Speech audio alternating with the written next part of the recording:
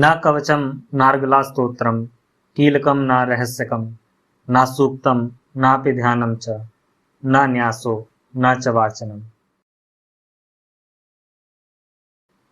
सिद्ध कुंजिका स्तोत्र की ये लाइंस, इन स्तोत्र को, इस श्लोक को आप इंटरनेट पर बहुत अच्छे से जानते होंगे। कितना अच्छे से इंटरनेट आपको ये पंक्तियों को बताता है।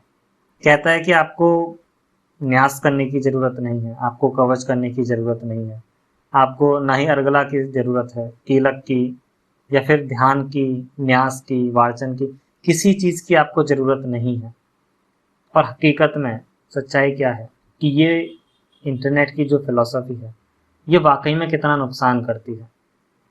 आप देखिए कि किस तरह से इसे प्रचारित किया जाता है कि आपको कवच की आवश्यकता नहीं है, आपको अर्गला की आवश्यकता नहीं है, कीलक को आप छोड़ सकते हैं और डिसिप्लिन आपके लिए यहाँ ऑप्शनल है। और ये जो निष्कर्ष है ये आधे ज्ञान का सबसे खतरनाक रूप है। ये श्लोक आप देखिए किसी शॉर्टकट की घोषणा नहीं करता है, लेकिन ये आपकी मैच्योरिटी की एक परीक्षा, एक एग्जामिनेशन है। जो भी व्यक्ति इसे शॉर्टकट की तरह समझता है वो अपनी लाइफ में असफल होता है। इस स्तोत्र का, सिद्ध कुंजिका स्तोत्र का पाठ करने के बाद उसको फेलियर्स आते हैं, वो चीज़ों को सही तरह से समझ नहीं पाता है, फियर्स आते हैं, एरोगेंस आती है, ओवर कॉन्फिडेंस आता है, कई सारी चीज़ें उसके साथ होती है। लेकिन जो व्यक्ति इस श्लोक को, इन दो पंक्तियों को एक अजम्पशन समझता है, वो सेफ रहता है, वहां उसको एडवांटेजेस मिलने लगते हैं। सबसे पहले एक फंडामेंटल रूल हमको समझना होगा कि ये जो सिद्ध कुंजिका स्तोत्र है ये तांत्रिक टेक्स्ट है, तंत्र बेस्ड फिलॉसफी से निकला हुआ टेक्स्ट है। तो ये एक फंडामेंटल रूल जो सबसे पहले आपको समझना है कि जो तंत्र है वो कभी भी लिटरल लैंग्वेज में काम नहीं करता है। जहाँ भक्ति ग्रंथ हैं या फिर कोई पौराणिक ग्रंथ हैं वो आपको डायरेक्ट इंस्ट्रक्शंस देते हैं कि आपको ये करना है और ये चीज़ें आपको नहीं करनी है। वही तंत्र आपको संकेत देता है, आपको हिंट्स देता है कि ये चीज़ आप कर सकते हैं, आपको हिंट दिया, ये चीज़ करके देखो क्या होता है, आपको हिंट दिया। तंत्र ये मान करके चलता है कि जो रीडर है वो मैच्योर है, वो हर चीज़ को समझ सकता है, उसे परख सकता है। इसलिए तंत्र में आप अगर वाक्य देखते हैं करो या मत करो, ऐसे वाक्य बहुत ज़्यादा नहीं होते। वाक्य कैसे होते हैं कि मैं ये मान करके चल रहा हूँ कि तुम ये कर चुके हो। इस तरह की टोन आपको तांत्रिक टेक्स्ट में दिखाई देती है। और ये श्लोक भी ऐसा ही है। सिर्फ ये नहीं कह रहे कि कवच बेकार है या फिर अर्गला बेकार है या फिर कीलक बेकार है। सिर्फ कह रहे हैं कि जिससे मैं ये बातें कर रहा हूँ उसके भीतर ये चीज़ें बहुत पहले से ही स्थापित हैं। यानी कि वो इन चीज़ों को बहुत अच्छे से अपनी लाइफ में उतार चुका है। अपने जो इनर सेल्फ है वहाँ पर वो इस नॉलेज को काफ़ी अच्छे से उतार चुका है। अब इसको थोड़ा लाइन बाय लाइन समझते हैं। ना कवचम, ना कवचम में वो क्या कहते हैं? अगर लिटरल आप इसको पढ़ करके देखते हैं तो क्या अर्थ निकलता है कि कवच की जरूरत नहीं है या कवच नहीं है। लेकिन तांत्रिक ग्रामर में अगर आप देखेंगे तो ना हमेशा निगेट नहीं करता, ना आपको मना नहीं करता। कई बार ना का अर्थ होता है एक एक्सटर्नल डिपेंडेंसी का अभाव, लैक ऑफ एक्सटर्नल डिपेंडेंसीज, यानी कि बाहरी चीज़ों की आपको आवश्यकता नहीं है। कवच का जो वास्तविक अर्थ है वो प्रोटेक्शन नहीं है। कवच का अर्थ है एक साइकोलॉजिकल बाउंड्री, एक ऐसी बाउंड्री जो आप अपने इनर सेल्फ के आसपास बनाते हैं, जिससे कि कोई भी नेगेटिव थॉट्स, कोई नेगेटिव इमोशंस आप पर अटैक ना कर सकें, आपको वहां से वीक ना कर सकें, या फिर आपके जो स्टेट ऑफ माइंड है उसको नेगेटिवली इम्पैक्ट ना कर सकें। इसलिए यहाँ पर कवच की बात की गई है, एक साइकोलॉजिकल बाउंड्री की बात की गई है। अब जिस साधक के भीतर आप देखिए फियर रेगुलेशन है, इमोशनल ग्राउंडिंग है और इनर सेफ्टी डेवलप हो चुकी है, उसके लिए ये जो एक्सटर्नल कवच है वो एक रिचुअल नहीं रह जाता है। तो सिर्फ यहाँ पर ये नहीं कह रहे हैं कि कवच गलत है, सिर्फ कह रहे हैं कि जिस लेवल की मैं बात कर रहा हूँ वहाँ जो प्रोटेक्शन है वो आपके भीतर से आती है, वो प्रोटेक्शन हमेशा आपके अंदर चलती ही रहती है। फिर कहते हैं ना अर्गला स्तोत्रम, यानी कि अर्गला की भी जरूरत नहीं है। अर्गला का जो सामान्य अर्थ है वो गेट अनलॉकिंग की तरह बताया जाता है कि कोई जैसे गेट बंद है, किवाड़ लगी हुई है या कुंडी लगी हुई है, तो आपको क्या करना है, आपको उसको खोलना है। तो अर्गला इस तरह से इसको समझा जाता है। लेकिन वास्तविक तांत्रिक अर्थ क्या है? Inner obstructions removal. डोर बंद है तो क्या है, एक ऑब्स्ट्रक्शन ही तो है। अगर आपको एक रूम से दूसरे रूम में जाना है और डोर लॉक है तो वो आपके लिए एक ऑब्स्ट्रक्शन है, एक्सटर्नल ऑब्स्ट्रक्शन है। ऐसे ही आपके मन में कई सारी चीजें चलती हैं, तो अर्गला क्या काम करता है, आपके मन के उन इंटरनल ऑब्स्ट्रक्शंस को हटाने का काम करता है।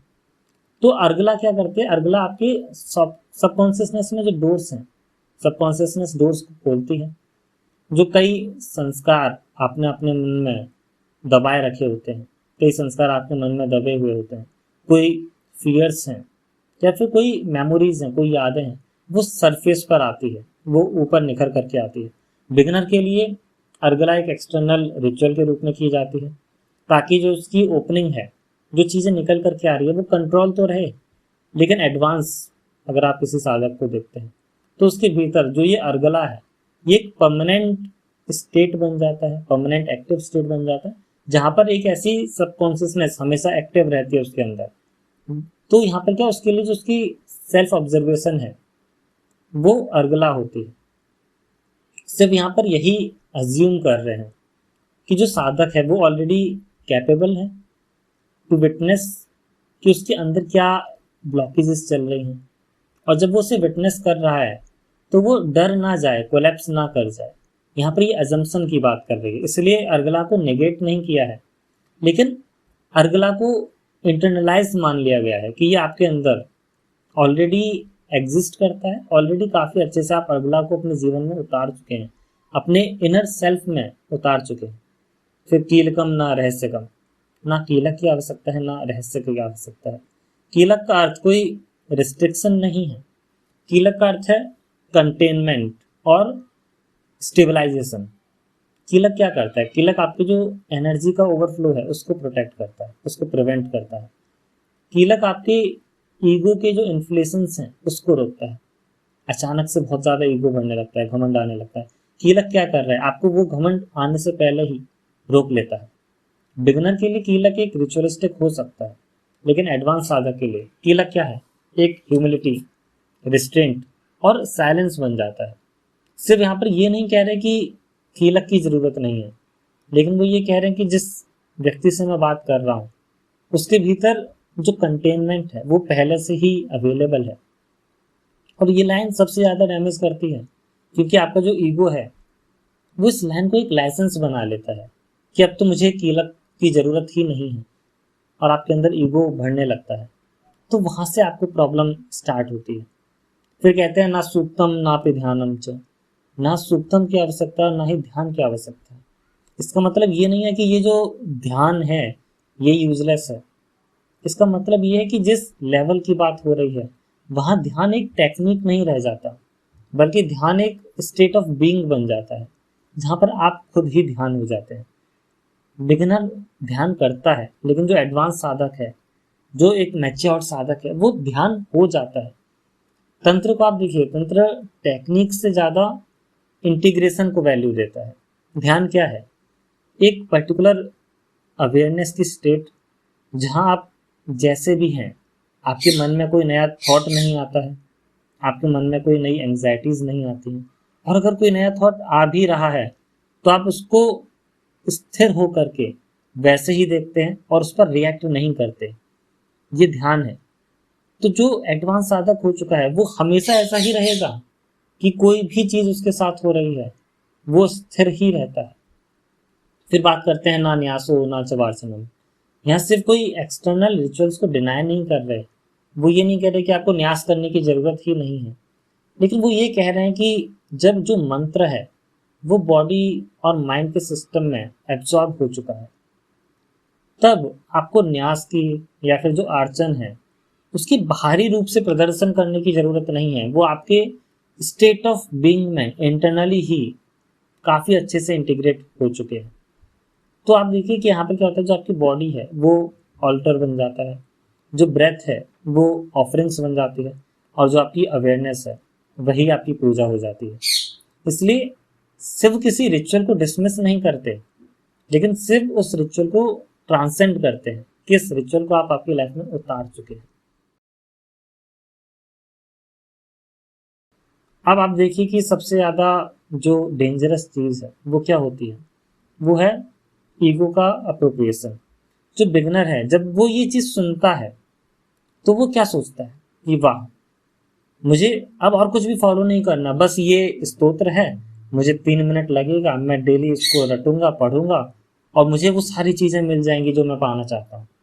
और क्या होता है, उसका डिसिप्लिन ड्रॉप हो जाता है, उसकी जो ग्राउंडिंग एबिलिटीज़ हैं वो ख़त्म हो जाती है, ईगो इन्फ्लेट हो जाता है और उसके मन में भ्रम बहुत ज़्यादा बढ़ने लगता है। और फिर वो क्या कहता है कि सिद्ध कुंजिका स्तोत्र ही डेंजरस है, जब से मैंने इसको पढ़ना स्टार्ट किया तब से मुझे प्रॉब्लम आने लगी। लेकिन क्या डेंजर मंत्र में है? डेंजर मंत्र में नहीं है, डेंजर उसके ईगो बेस्ड इंटरप्रिटेशन में है। जो हम अपने ईगो से लेकर के उसको इंटरप्रेट कर रहे हैं, वहां पर दिक्कत है। हमने ये समझा ही नहीं कि ये चीज क्यों कही गई। ना कवचम नारगला स्तोत्रम, सिर्फ बात कर रहे हैं। और अगर वो ये कह रहे हैं कि इसकी जरूरत नहीं है, तो बाकी सारी किताबों में, बाकी सारी टेक्स्ट में की जरूरत क्यों बताई गई? वो उस चीज को नहीं समझता। क्यों? क्योंकि उसको एक शॉर्टकट लग रहा है कि वो सारी चीजें जो मुझे इतना टाइम प्रैक्टिस करनी पड़ती, उन सब से मैं बच गया, मुझे सिद्ध कुंज का स्तोत्र मिल गया, इसको पढ़ते हैं। और उसके साथ जो रिजल्ट होते हैं, उसके बाद वो कहता है कि ये स्तोत्र बहुत डेंजरस है। अरे आपने ही उसको सही से समझ करके नहीं पढ़ा ना। अगर आप इस लाइन को सही से समझते तो आप उस तरह से उसको नहीं पढ़ते। तो तंत्र, आप देखिए, तंत्र कभी भी आपको परमिशन नहीं देता है। तंत्र कई चीज़ों को अज्यूम करता है। अज्यूम करता है कि आप सेल्फ ऑब्जर्वेंट हो, अज्यूम करता है कि आप इम्पल्सिव नहीं हो और आप पावर सीकर नहीं हो। अगर ये अजम्पशंस सही नहीं बैठती हैं तो आपके लिए तंत्र का जो डोर है वो बंद हो जाता है। इस श्लोक का काम क्या है? फिल्टरिंग करना।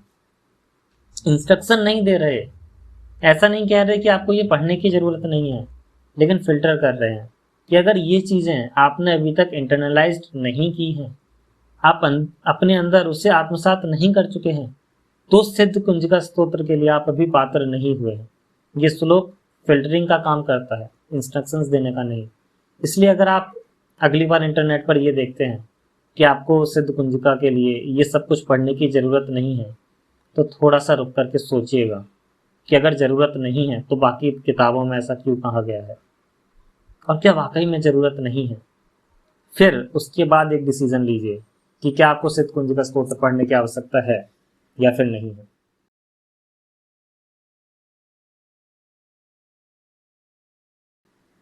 अब देखिए कि जब इस श्लोक को सही से समझा जाता है, अब आप इसको अच्छे से समझ चुके हैं कि इन 2 लाइन्स का क्या मतलब है, तो क्या पॉजिटिव चेंजेस आपकी लाइफ में आते हैं। जो डर है वो अब कम होने लगता है, फियर डिजॉल्व होने लगता है। जो एरोगेंस आपके अंदर आती है वो यहाँ कोलैप्स होने लगती है। जो डिसिप्लिन आपकी लाइफ में है वो यहाँ पर रिस्टोर होते हुए आपको दिखाई देगा और ह्यूमिलिटी वापस आपकी लाइफ में आएगी। आप एक ह्यूमैनिटी को भी आपकी लाइफ में देख सकते हैं। सिर्फ यहाँ पर सिद्ध कुंजिका स्तोत्र से कोई शॉर्टकट नहीं दे रहे हैं, लेकिन सिर्फ एक तरह से वार्निंग भी दे रहे हैं, बस उन्होंने डायरेक्टली बोला नहीं है। आप उससे अगर समझ पाते हैं तो आप उसका एडवांटेज ले पाएंगे, और अगर नहीं समझ पाते हैं तो आपके लिए सिद्ध कुंजिका स्तोत्र काफ़ी डेंजरस आपको फील हो सकता है। आप एक छोटा सा टास्क भी कर सकते हैं खुद को और बेहतर जानने के लिए। अगले कुछ दिनों तक जब भी आप किसी रूल से, किसी भी नियम से, किसी डिसिप्लिन से या किसी स्ट्रक्चर से इरिटेशन फील करते हैं, तब खुद से पूछ करके ये लिखिए कि why I am avoiding this. Am I avoiding this because I have transcended it or because I have never integrated it? मैं किसी भी नियम को, किसी भी डिसिप्लिन को अगर छोड़ रहा हूँ, उससे इरिटेट हो रहा हूँ, तो क्यों हो रहा हूँ? क्या मैंने उसे आत्मसात कर लिया है, इसलिए अब मुझे वो नियम पालन करने की ज़रूरत नहीं है, या फिर मैंने उन नियमों को कभी समझा ही नहीं? और जब आपको इसका आंसर मिले तो एक चीज़ और लिखिए कि ये जो मैंने कहा, ये मेरा एक्सपीरियंस बोल रहा है ये मेरी ईगो बोल रही है। और जब आप अगले 5 दिन तक 7 दिन तक इस चीज़ को ऑब्जर्व करते हैं, लिखते हैं, तो आप खुद को जान पाएंगे। मेरा कोई ऑब्जेक्टिव ये नहीं है कि आपको एक सेल्फ जजमेंट देना है कि आप खुद को जज करिए। इसका पर्पज़ है कि आप सेल्फ करेक्शन करें कि वाकई में क्या चल रहा है आपके अंदर। ये ध्यान रखिए कि तंत्र में जो सेफ्टी है वो ह्यूमिलिटी से आती है। कॉन्फिडेंस से तंत्र में आपको सेफ्टी नहीं मिलती है। आपके अंदर प्रोटेक्शन है, अंदर से ही वो सारी चीजें निकल करके आ रही है। तो तंत्र में आपको अच्छे रिजल्ट्स मिलते हैं। सिद्ध कुंज का स्तोत्र को आप अच्छे से समझ पाते हैं और वहां से ये जो इंटरनेट वाली फिलॉसफीज हैं उसको आप सही से समझ पाते हैं कि वाकई में कितना सही बताया गया है और क्या उसमें कमियां हैं। ये सारी चीज़ों को समझ करके जब आप सिद्ध कुंज का स्तोत्र को पढ़ते हैं तो आपको जो रिजल्ट्स मिलते हैं वो काफ़ी अच्छे रिजल्ट्स मिलते हैं। वहाँ से आपको बहुत अच्छे बेनिफिट्स मिलते हैं।